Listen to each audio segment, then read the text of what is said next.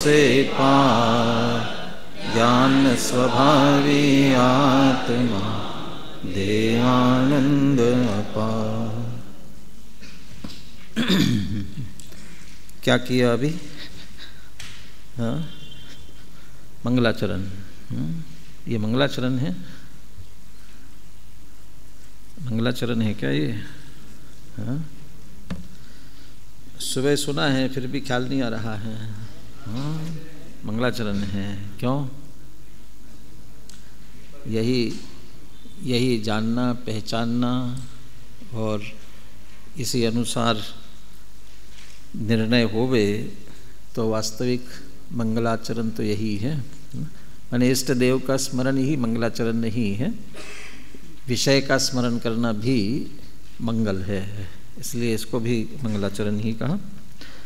बाकी मंगलाचरण समय सार ही चल रहा है, यही विषय चल रहा है, इसलिए हो चुका, अपन दोहराते नहीं हैं।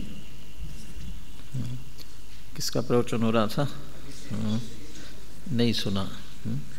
अभी बड़े भाइयों से पूछ लेना बाद में, है ना। कुछ खास करके विषयगत कोई बात हो तो जरूर, है ना, बताना। वैसे सामूहिक भी बताना चाहिए, विषयगत हो तो जरूर बताना चाहिए। 14वीं गाथा किसका वर्णन कर रहे हैं? शुद्ध नयोभ्युदेति। शुद्ध नय का उदय होता है। क्या है शुद्ध नय? किसे कहते हैं? गाथा पाठ अभी भी किया, तो प्राकृत गाथा पढ़ी थी, अभी पद्यानुवाद पढ़ लीजिए, फिर पूछूंगा। पढ़िए।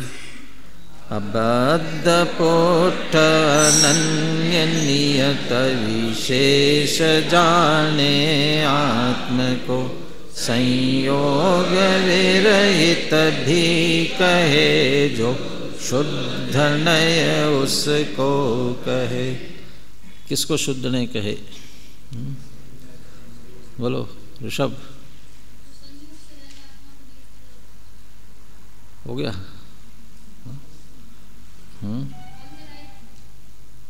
जो मूल विशेषण है उनका उल्लेख करो, मूल विशेषणों का। अभी तो शास्त्री हो, शास्त्रीय भाषा में बात करो।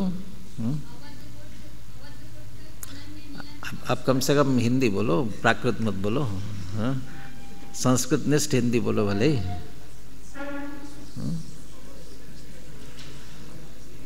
बोलो। पुट्ठ क्या होता है?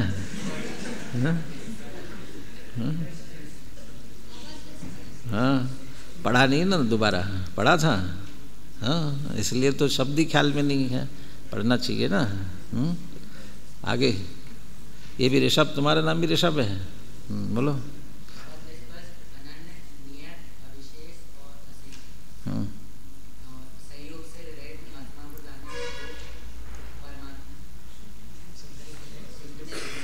प्रश्न क्या पूछा? शुद्ध नय किसे कहते हैं?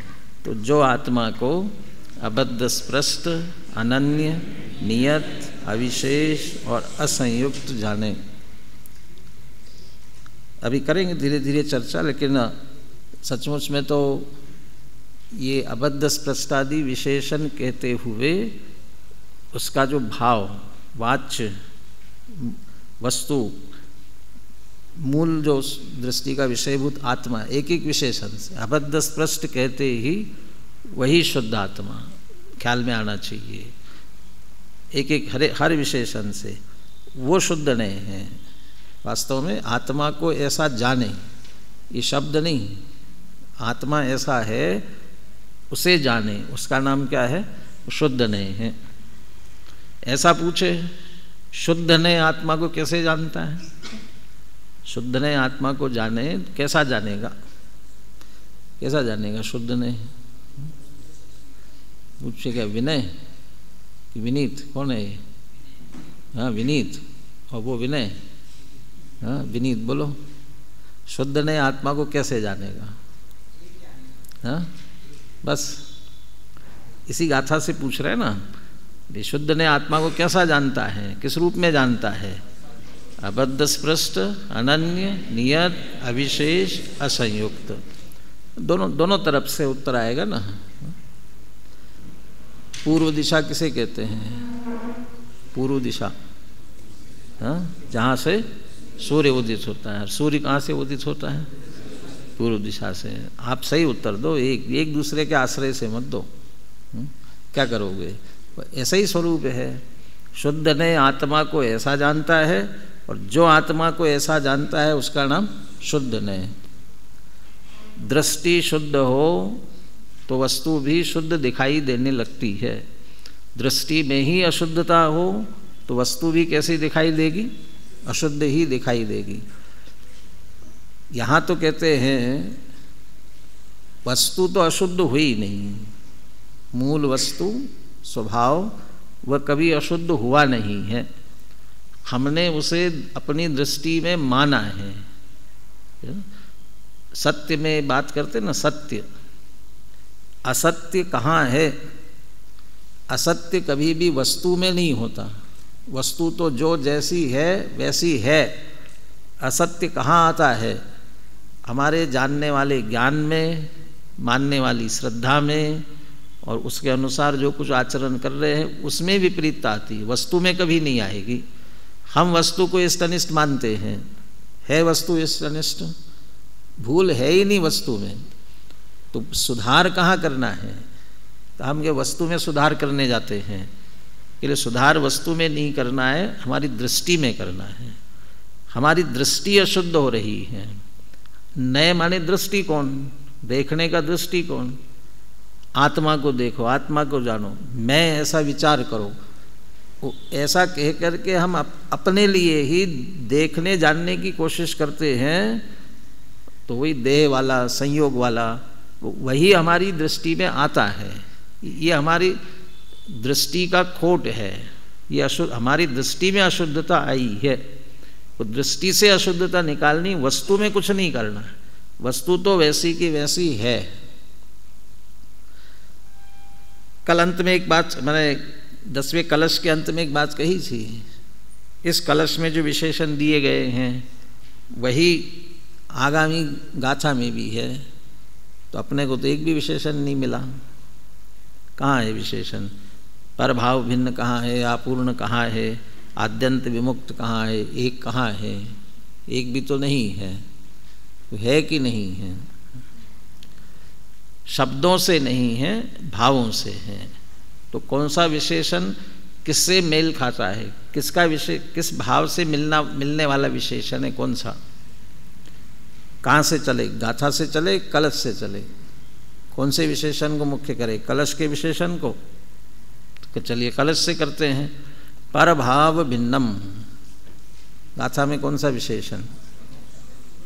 परभाव भिन्नम।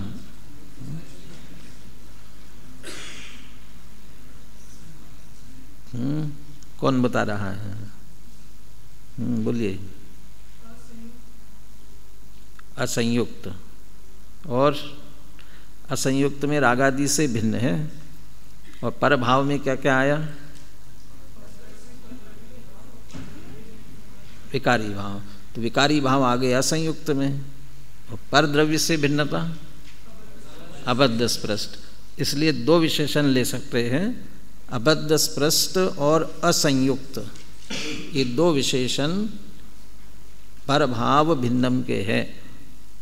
कलश में परभाव भिन्न कहा, और उसी बात को गाथा में अबद्ध स्पृष्ट और असंयुक्त कहा।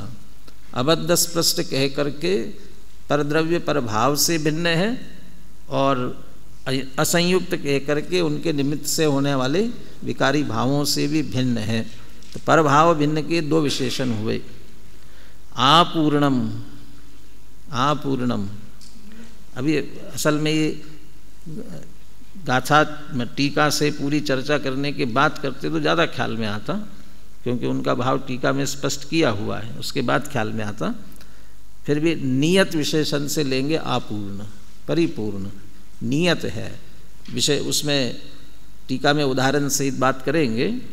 समुद्र में जैसे घटा बड़ी नहीं होती है, समुद्र यथावत रहता है, वैसे आत्मा भी परिपूर्ण जैसा है वैसा ही, आत्मा में कोई कभी घटता बढ़ता नहीं है।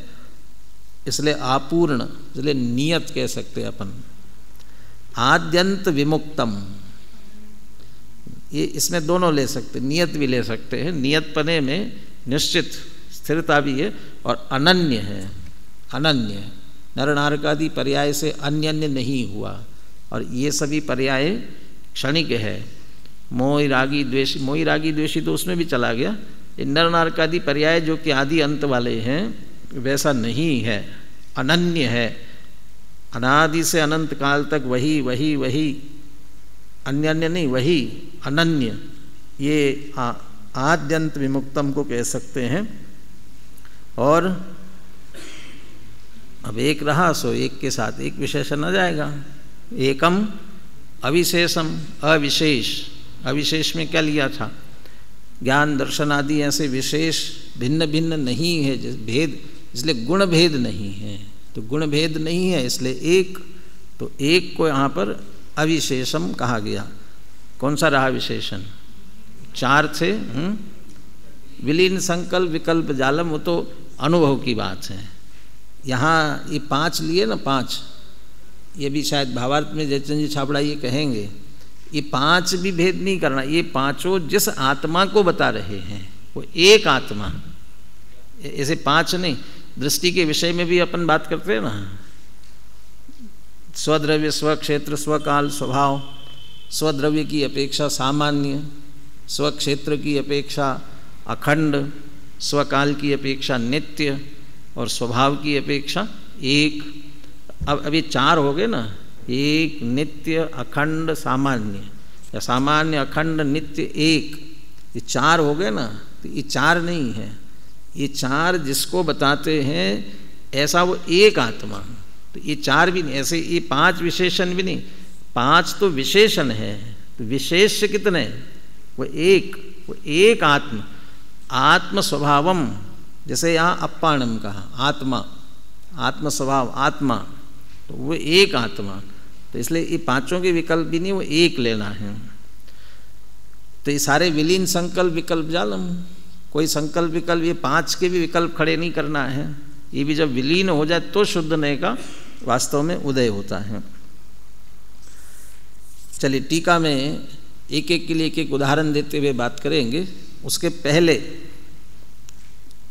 ये जो अबद्ध स्पष्टादि कही शुद्ध नय की बात की है, उसके लिए एक प्रश्न खड़ा करके उसका उत्तर देते हुए आगे बात करते हैं। या खलु अबद्ध स्पष्टस्य अनन्यस्य नियतस्य अविशेषस्य असंयुक्तस्य च आत्मनः अनुभूति। आत्मा की अनुभूति, अबद्ध स्पष्ट की अनुभूति, अनन्य की अनुभूति, नियत की अनुभूति, ऐसा नहीं है। भले ही ऐसा हर एक में विशेषण लगा दिया, लेकिन ऐसा नहीं। अबद्ध स्पष्टस्य अनुभूति, ऐसा नहीं। आत्मना अनुभूति सशुद्ध नय, वो आत्मा की अनुभूति वो शुद्ध नय है। तो नहीं तो हर एक में विशेषण वो तो लगा दिया, षष्ठी विभक्ति तो लगा दी है।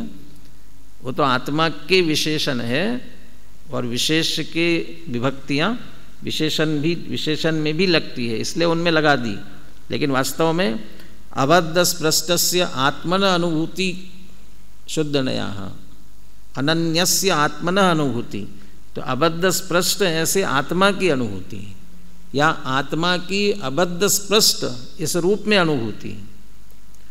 चैतन्य स्वरूप अमूर्तिक आत्मा, जिसने आज तक कभी कर्मों से बंधा नहीं, वर्तमान में बंध नहीं रहा है, और भविष्य में कभी बंधेगा नहीं। ये 12वां कलश आएगा। भूतम भांतम भूतमेव रभसा निर्विद्य बंधम सुधी। भूतम भांतम और 3 है ना, भूतम भांतम अभूत, अभूतमेव, भूत जो काल हो चुका, भांतम वर्तमान में, और अभूत अभी हुआ नहीं ऐसा भविष्य। उस सारे बंध को भेदता हुआ जो आत्मा में ही आत्मा का अनुभवन करता है। क्यों? क्योंकि भूतकाल में कभी आत्मा कर्मों से बंधा नहीं, वर्तमान में बंधता नहीं, भविष्य में बंधेगा नहीं, क्योंकि वो अमूर्तिक है। मूर्तिक बंधे एक दूसरे से, स्निग्ध रुक्षत्वात् बंधः, स्निग्ध रुक्षता के कारण से बंध होता है। तो आत्मा में स्निग्धता रुक्षता है नहीं, तो बंधेगा कैसे? थोड़ी सी चर्चा टोडरमल जी ने ली है, मूर्तिक कर्मों का अमूर्तिक आत्मा के साथ बंध कैसे होता है। तो वास्तव में तो वहाँ उत्तर ये दिया कि वो कर्म का बंध कर्म में ही होता है, और आँखों से नहीं दिखाई देने वाले ऐसे सूक्ष्म कुछ स्कंद होते हैं, वे दिखाई देने वाले स्कंदों के साथ बनते हैं, ऐसे वो एक क्षेत्र होगा संबंध रूप बंध हो जाता है। इस प्रकार से भी सिद्ध करने का प्रयास किया है।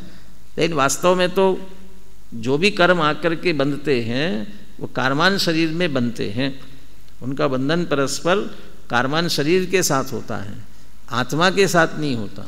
और वही आत्मा एक क्षेत्रावगा रूप से संबंध को प्राप्त हो जाता है, इसलिए आत्मा बंधा ऐसा कहते हैं, लेकिन वास्तव में आत्मा नहीं बनता।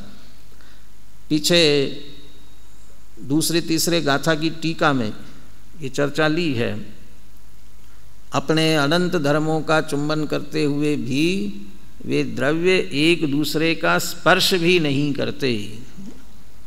और गुरुदेव के पुनः पुनः उसमें अंत में तो बार बार जो चर्चा आती थी जैन दर्शन की विशेषता, जैन धर्म के मूल सिद्धांत, तो उसमें ये बात, एक द्रव्य बीजा द्रव्य ने अड़तो न थी, इस बात को बार बार कहते थे, इस बात पे जोर देते हुए एक द्रव्य दूसरे द्रव्य को स्पर्श नहीं करता। तो कर्मों का स्पर्श नहीं करता तो बंधेगा कहाँ से? इसलिए अबद्ध स्पृष्ट, भूतकाल में स्पर्शित हुआ नहीं, वर्तमान में स्पर्शता नहीं, भविष्य में स्पर्शेगा नहीं, त्रिकाल में, इसलिए वो अबद्ध स्पृष्ट। तो अबद्ध स्पृष्टस्य आत्मन अनुभूति, आत्मा की ऐसी अनुभूति, उसका नाम शुद्ध है, उसी आत्मा की अनन्यपने से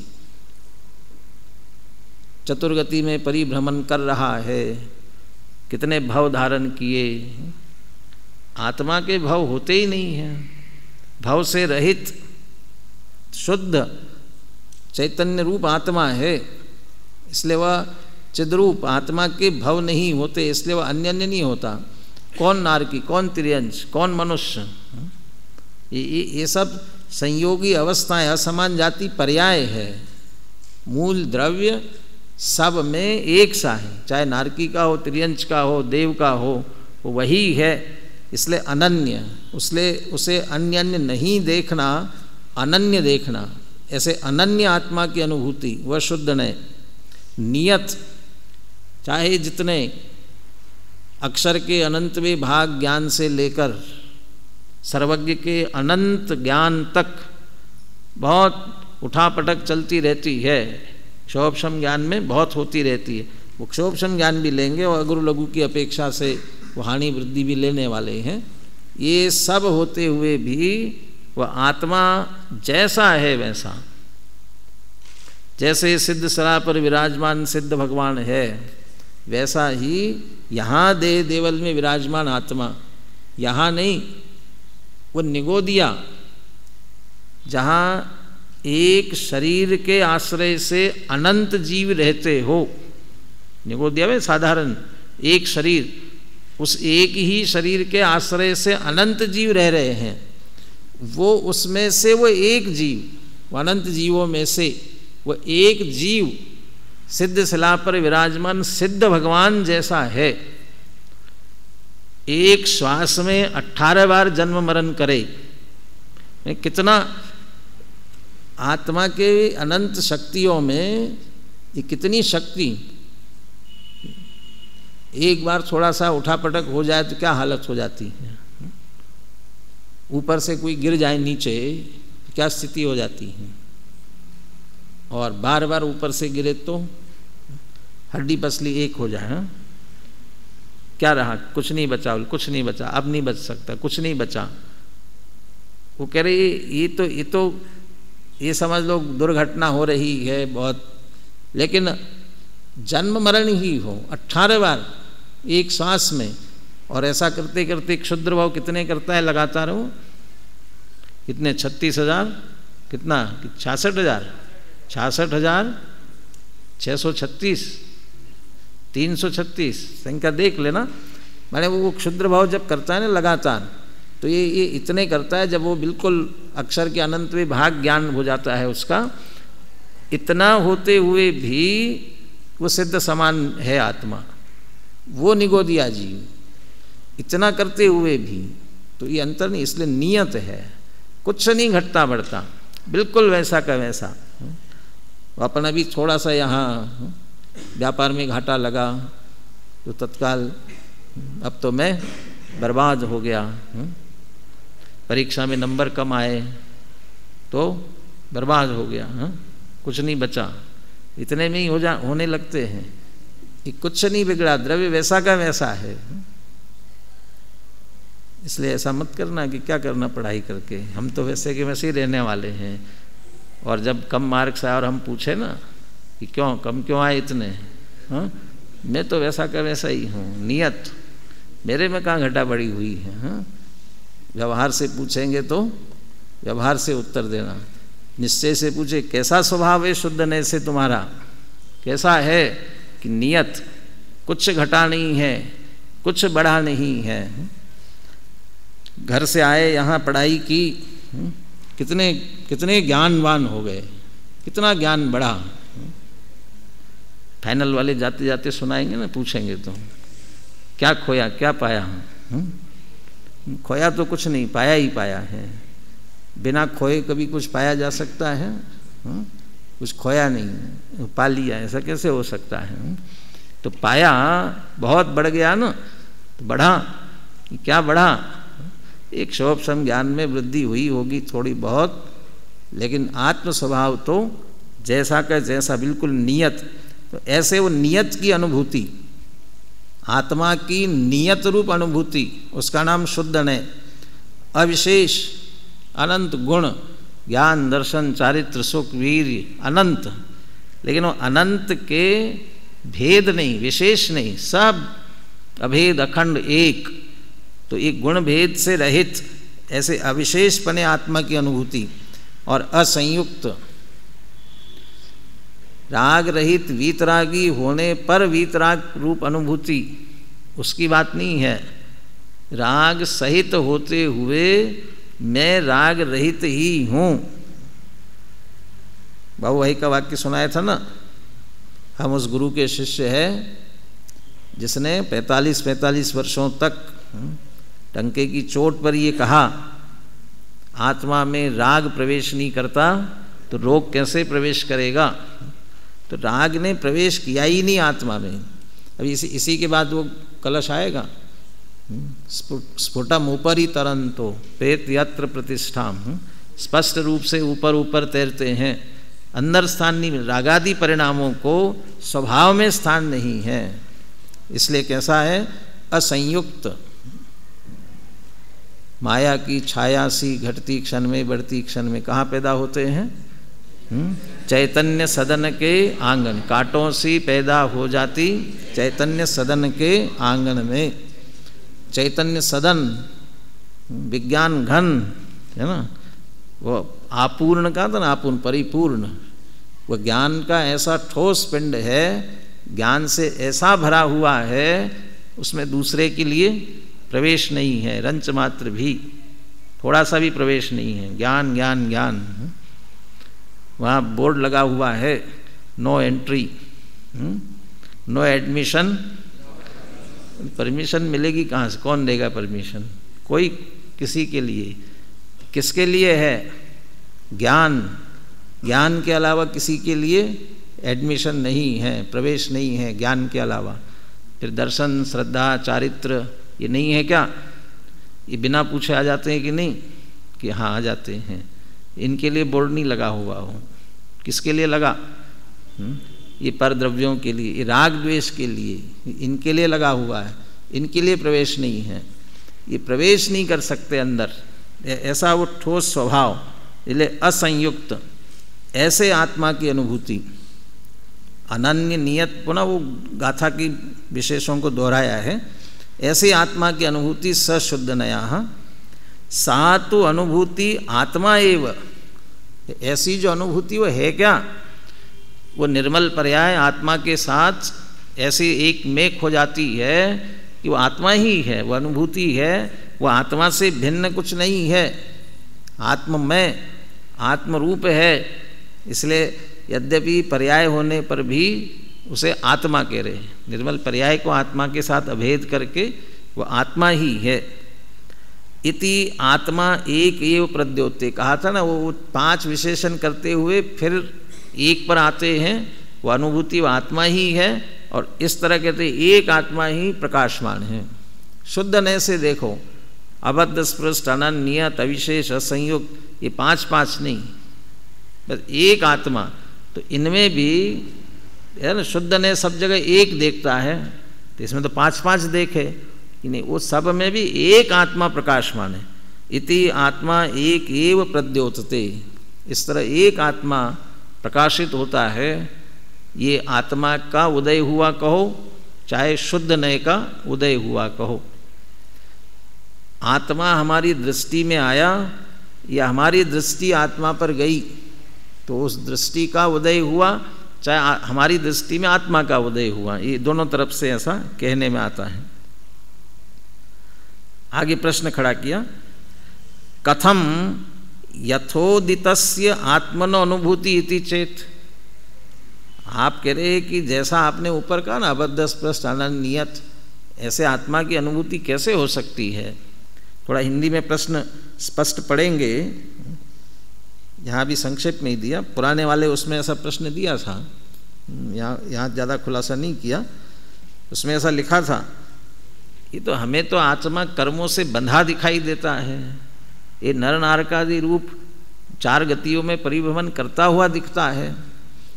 ये अलग अलग जीवों में किसी में क्षोभक्षम ज़्यादा है, किसी में कम है, ये कम अधिक ज्ञान दिखाई, अपने में ही ज्ञान कभी कम दिखता है, कभी ज़्यादा दिखता है। कहाँ नियत है? ये मोह राग द्वेष, ये सब अभी रागी द्वेषी क्रोध मान माया लोभ, ये सब से संयुक्त तो है, ये कहाँ इससे रहित है। जब इन सब से सहित है तो ऐसे अबद्ध स्पृष्ट अनन्य नियत अविशेष ऐसी अनुभूति हो कैसे सकती है।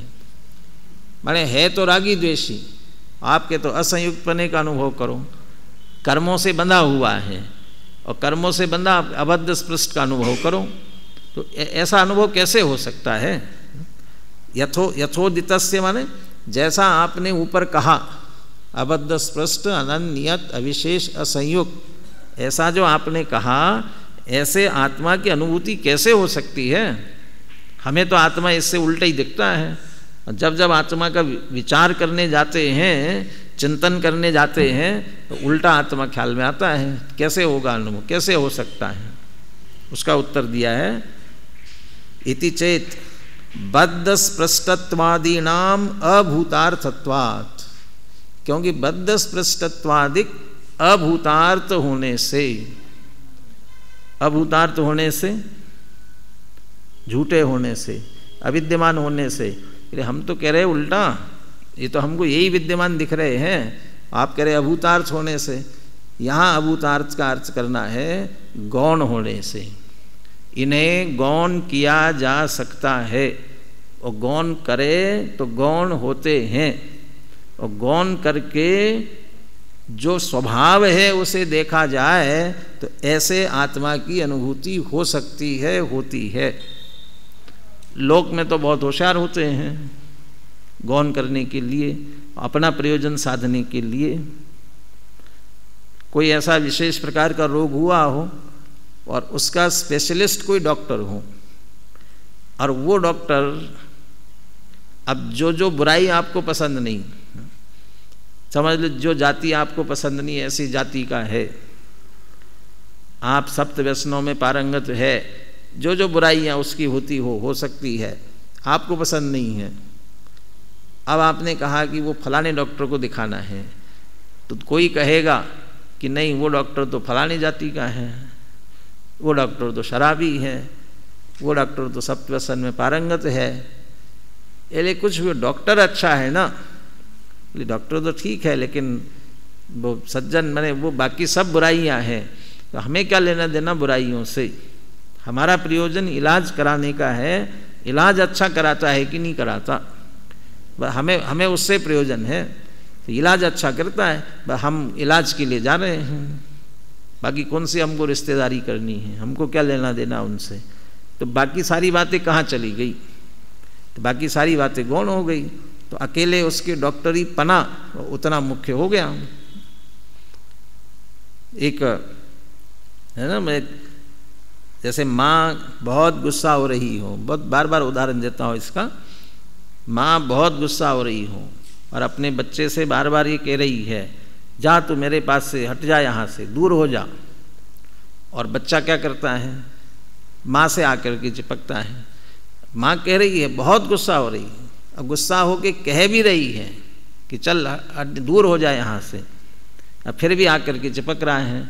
क्यों चिपक रहा है बात, क्योंकि वो उतने क्रोध के बाद भी ये मेरी माँ है और भले ही अभी गुस्सा कर रही है, लेकिन माँ है तो उसे उसका मातृत्व ममत्व दिखाई देता है। वो क्रोध के समय भी वो बात बच्चा भी क्रोध गौण करके मातृत्व को देखना जानता है, इसलिए नहीं हटता है और चिपकता है माँ से। तो उसको आता है ना गौण करना। ऐसे ही कह रहे हैं, ये सब है वर्तमान में, पर्याय में सब है। सातवीं गाथा की भावार्थ की पहली पंक्ति, छठी या सातवीं गाथा की देखना, मूल द्रव्य तो कभी अशुद्ध हुआ नहीं है, पर द्रव्य के संयोग से अवस्था मलिन हो रही है। यानी जो मलिनता, प्रमत्तपना, जो कुछ भी खड़ा हो रहा है वह सब पर्याय में हो रहा है। पर्यायों से पार देख लो आप स्वयं भगवान रे। इसके पीछे है ना, ये इन सब को हम गौण कर सकते हैं, ये होते हुए भी इसे गौण किया जा सकता है।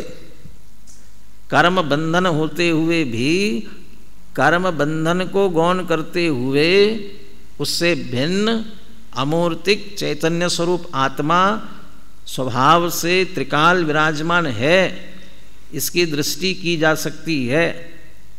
हटा करके नहीं, गौण करके, दृष्टि में गौण करते हुए। ये तो ये कर्म बंधन की जब भी बात आती है तो स्वतंत्रता और परतंत्रता का उदाहरण देते हैं ना। स्वतंत्रता के लिए प्रयास करने वाले देश परतंत्र था, अंग्रेजों के अधीन था, पराधीन था, उसे स्वतंत्रता के लिए जो प्रयास करने वाले बाल गंगाधर तिलक जो थे ना, उन्होंने क्या नारा दिया था, स्वतंत्रता हमारा जन्मसिद्ध अधिकार है, हम लेकर रहेंगे। तो स्वतंत्रता हमारा अधिकार ये कब कह रहे हैं, जब परतंत्र हैं और अंग्रेजों के अधीन है, उनकी परतंत्रता में है, और उसमें भी वो तिलक जैसे उन नेताओं को जेल में और बंद कर दिया गया है।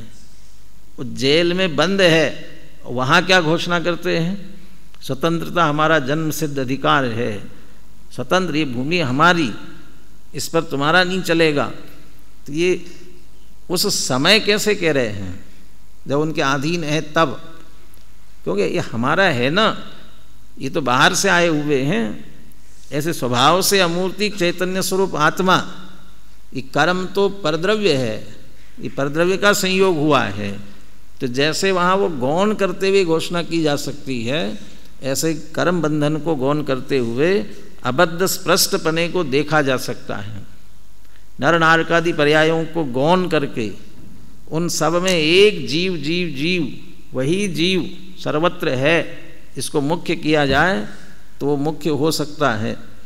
इसलिए कह रहे कि ये बद्ध स्पृष्टत्वादि, तो बद्ध स्पृष्टत्वादि कहा ना, तो सभी लिखाना, बद्ध स्पृष्ट, अन्य अन्यपना, अनियतपना, उल्टा लेना है ना, विशेष गुणभेद, ज्ञान दर्शन चारित्र आदि के और रागादि से संयुक्तपना, ये सब पर्याय में होने पर भी ज्ञान दर्शन चारित्र आदि कहाँ है, ज्ञान दर्शन चारित्र आदि जो भेद है ना, ये कहाँ है, द्रव्य में है कि पर्याय में है, कहाँ है?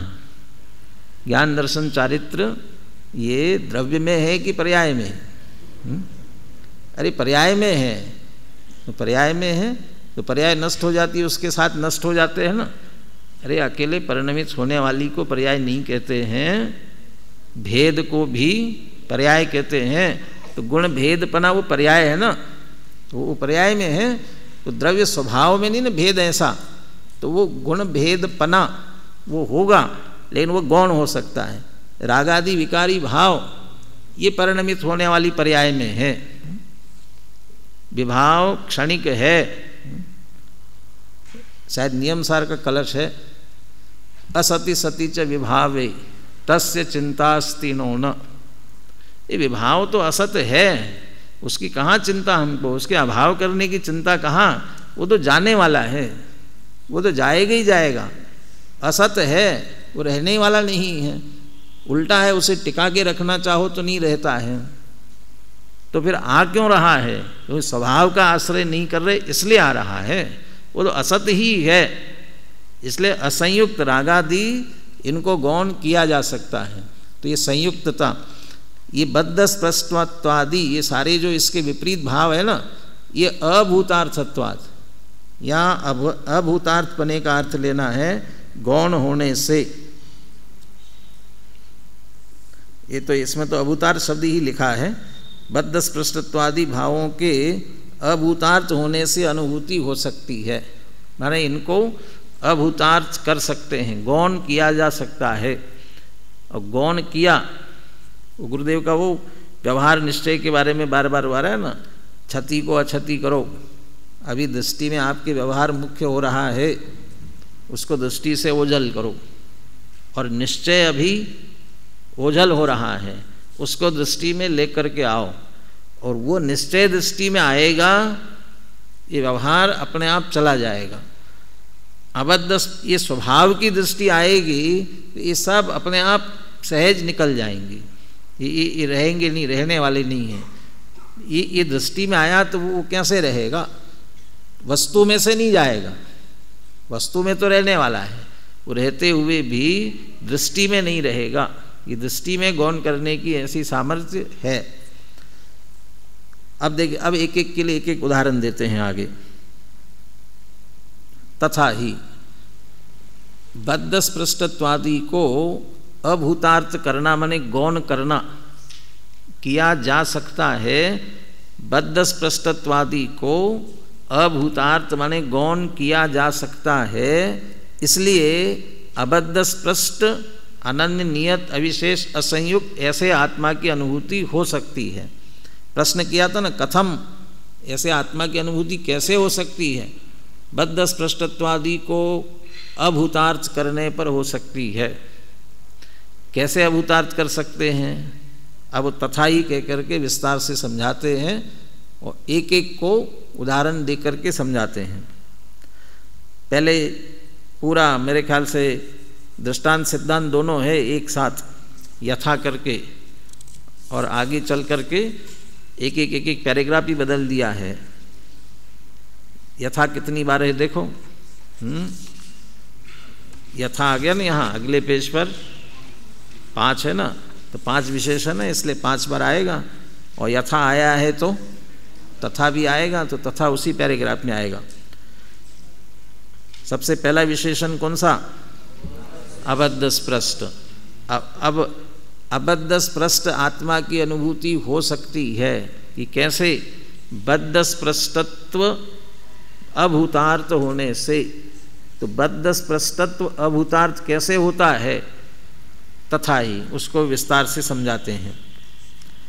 यथा खलु बिसिनी पत्रस्य सलिल निमग्नस्य सलिल स्पृष्टत्व पर्यायेण अनुभूयमानतायाम सलिल स्पृष्टत्वम भूतार्थम। अभी तो भूतार्थपना दिखा रहे हैं उसे। अब अपि भूतार्थम अपि, अपि का अर्थ यहाँ लेना है तथापि, फिर भी, या कहे टोडरमल जी की भाषा में परंतु वाला अर्थ लेना है इसमें। एकांततः सलिल अस्पृश्यम बिसनी पत्र स्वभावम उपेत्य अनुभूयमानतायाम अभूतार्थम। क्या उदाहरण दे रहे हैं? बिसिनी पत्र माने क्या समझना पड़ेगा पहले। बिसिनी पत्र माने कमलिनी पत्र। कमल, कमल के नाम क्या क्या होते मालूम दूसरे हैं? पंकज, जलज, ये सारे नाम है ना। तो जलज नाम ले लो अभी अपन, जलज। जलज माने, जलज क्यों कहते हैं? जल में। कौन? कमल जल में उत्पन्न हुआ। तो जो जल में उत्पन्न हो रहा है उसके पत्ते कहाँ होंगे? कि जल में होंगे। तो वो जो कमल के पत्ते हैं वे पानी को छूते हैं कि नहीं छूते हैं, ये बात कर रहे हैं। यथा खलु, जैसे बिसिनी पत्रस्य सलिल निमग्नस्य, जो कमल का पत्ता, और सलिल निमग्नस्य, जो कि सलिल जल में पानी में डूबा हुआ है। निमग्न जो पानी में डूबा हुआ है, आपने उसको अलग निकाल लिया उसकी बात नहीं। जो पानी में कमल का पत्ता है और पानी में डूबा हुआ है, सलिल निमग्न, उस कमल के पत्ते को सलिल स्पृष्टत्व पर्यायेण अनुभूय मानतायाम। अभी उसे, वो पानी में डूबा हुआ है ना, वो उस पानी में डूबे हुए अवस्था की तरफ से उसका अनुभव करो। अनुभव करो माने देखो उसे, जानो। तो जब वह पानी में डूबा हुआ उसकी ऐसी अवस्था को देखते हो, वो पानी में कोई कमल के पत्ते को ये पूछे वहाँ खड़ा होकर के, बताओ कमल का पत्ता पानी में है कि नहीं है, पानी को स्पर्श कर रहा है कि नहीं कर रहा है। इसलिए जब पानी में है तो पानी को क्यों नहीं स्पर्श कर रहा है? तो वो पानी में डूबी हुई अवस्था को देखे, तो पानी की डूबी हुई अवस्था की तरफ से देखा जाए, अनुभूय मानतायाम, अनुभव करने से अर्थ उसे जाने देखे, तब सलिल स्पृष्टत्वम भूतार्थम, वह पानी को स्पर्श कर रहा है, पानी में डूबा हुआ है, ये बात भूतार्थ है, सत्यार्थ है, यथार्थ है।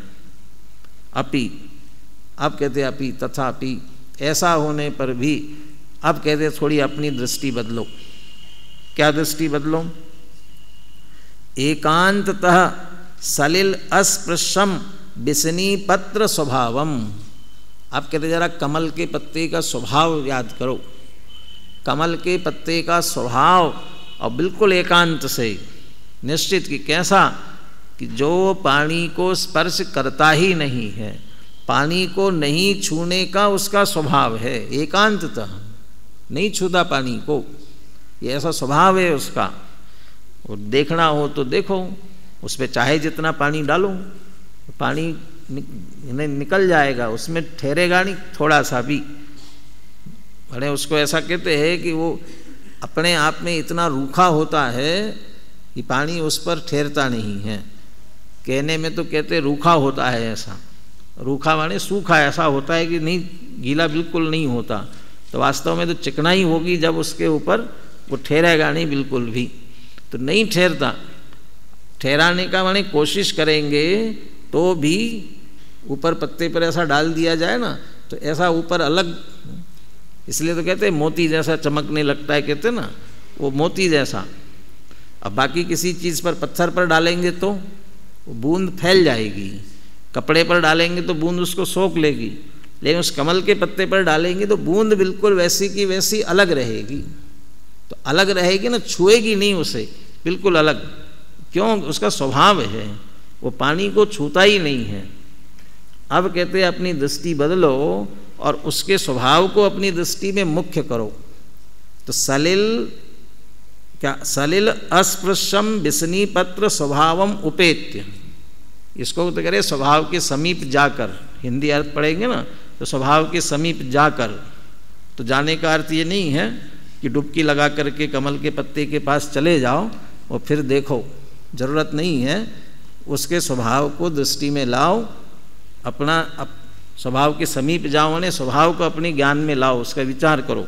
कैसा स्वभाव है कि पानी को बिल्कुल छूना नहीं, अस्पृश, ऐसा स्वभाव है।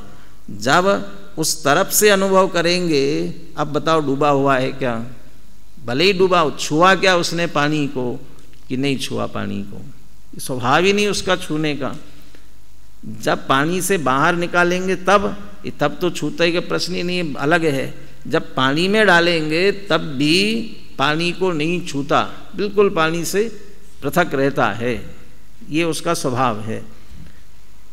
स्वभाव के समीप गए तो वो जो पानी में डूबी हुई अवस्था वो अभूतार्थ तो हो गई, तो अस्पष्ट है, ये ख्याल में आ गया। उसी प्रकार तथा आत्मनो, आत्मा को भी दो दृष्टि से देखना। पहली कौन सी दृष्टि देख रहे हैं? अनादिबद्धस्य बद्ध स्पृष्टत्व पर्यायेन अनुभूयमानतायाम बद्ध स्पृष्टत्वम भूतार्थम। अनादिकाल से ये जीव कर्मों से बंधा है, कर्मों से स्पर्शित है, ऐसी जो उसकी अवस्था है, उस अवस्था से यदि विचार करते हैं तो बद्ध स्पृष्टता भूतार्थ है, वो पर्याय में है। अनादिकाल से बंधा हुआ है, ये पर्याय में है। परंतु अब दृष्टि बदलो। कौन सी दृष्टि लाओ? एकांततः उद्गल अस्पृश्य आत्म स्वभावम। आत्मा का स्वभाव तो पुद्गल के छूने का है ही नहीं। पुद्गल से अस्पृश्य दो तरीके से, एक तो अमूर्तिक है आत्मा, तो मूर्ति का स्पर्श कैसे करेगा? दूसरा दो द्रव्यों के बीच अत्यंताभाव है, तो पृथक पृथक है, कैसे स्पर्श करेंगे एक दूसरे में? एक क्षेत्रावगाह की अपेक्षा एक दूसरे में प्रविष्ट होकर भले ही रहे, लेकिन एक दूसरे को बिल्कुल भी छूते नहीं। जैसे टोडरमल जी ये कहते हैं, अनादिकाल से कर्मों से बंधा हो तब भी आत्मा का एक प्रदेश भी जड़ नहीं हुआ, और कर्म आत्मा को नहीं छूते ना, आत्मा भी कर्म को नहीं छूता है। कर्म भी ये दावे के साथ कह सकते हैं, ये जीवों में ताकत नहीं है कि हमसे छुए, वो कर्म भी कह सकता है। ये है क्या जीव में ताकत हमको छुए? जीव में भी ताकत नहीं है कि उसको छू ले। कर्म में नहीं है जीव को छुए, और जीव में नहीं है, तो दोनों, वो कर्म का एक परमाणु भी चेतन नहीं होता, क्योंकि अस्पृश्य एक दूसरे को छूते ही नहीं, अपने अपने स्वभाव में रहते हैं। तो पुद्गल से अस्पर्शित ऐसा जो आत्म स्वभाव, उस आत्म स्वभाव की ओर से देखा जाए तब कहते हैं वो भले ही बंधे हुए बाहर पर्याय में हो तो अभूतार्थ हो जाते हैं, असत्यार्थ हो जाते हैं। वहाँ की दृष्टि करके, आत्म स्वभाव की दृष्टि करके देखते हैं तो बद्ध स्पृष्टता अभूतार्थ है। तो हम शुद्ध नए की दृष्टि करने के लिए कह रहे हैं, और शुद्ध नए आत्म स्वभाव को लक्ष्य करता है, और स्वभाव आत्मा का पुद्गल से अस्पर्शित है। अस्पर्शित स्वभाव है तो फिर वह बंधेगा कैसे? इसलिए पर्याय में बद्ध स्पृष्टता है, पर्याय में है, लेकिन हम शुद्ध नए को मुख्य कर रहे हैं, जो कि स्वभाव को मुख्य करता है, और स्वभाव पुद्गल से नहीं छूने का है। इसलिए स्वभाव की दृष्टि से देखते हैं तो आत्मा ने कभी कर्मों को छुआ नहीं, ऐसा अबद्ध स्पृष्टपना वो भूतार्थ हो जाता है, तो बद्ध स्पृष्टत्व जो है अभूतार्थ हो जाता है। इस तरह एक विशेषण पे भूतार्थ होते हुए भी अभूतार्थ सीधा सीधा है, दो दृष्टियों से देखने की बात करते हैं। शंकाकार ने ये कहा था कि बद्ध स्पृष्टत्वादि ये हमको दिख रहे हैं, फिर अबद्ध स्पृष्ट की अनुभूति कैसे होगी? के लिए दिख रहे हैं ना, तो वो कैसे दिख रहे ये भी बता रहे हैं। पर्याय की ओर से देखेंगे तो ये इसके विपरीत जो बद्ध स्पृष्टत्वादि है दिखेंगे, लेकिन वे अभूतार्थ हो सकते हैं कि कब स्वभाव को मुख्य करो तो वे सब अभूतार्थ हो सकते हैं। तो स्वभाव की दृष्टि करने पर अभूतार्थ होते हैं, तो अबद्ध स्पृष्ट ऐसी आत्मा की अनुभूति हमें हो सकती है। चार विशेषण के और दृष्टांत दिए हुए हैं, उनकी क्रम से चर्चा अपन आगे करेंगे। बद्ध स्पृष्टत्वादि को अभूतार्थ करते हुए अबद्ध स्पृष्ट ऐसे आत्मा की अनुभूति हम सबको हो, इसी मंगल भावना के साथ अभी की चर्चा पूर्ण करते हैं।